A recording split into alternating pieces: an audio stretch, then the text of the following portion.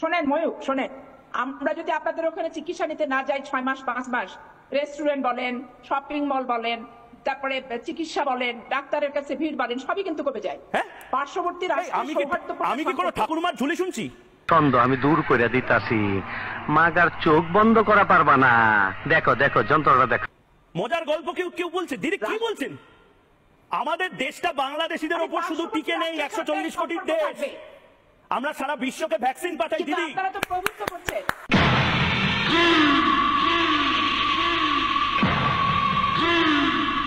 দেখেন টিকার কথা বললেন, বাংলাদেশকে টিকা দিয়েছেন বললেন না, এই টিকাটাও ভেজাল টিকা ছিল। ভেজাল টিকা ছিল আপনাদের ভেজাল। দেখুন কতটা অকৃত। তোরে আমি গান শুনামু।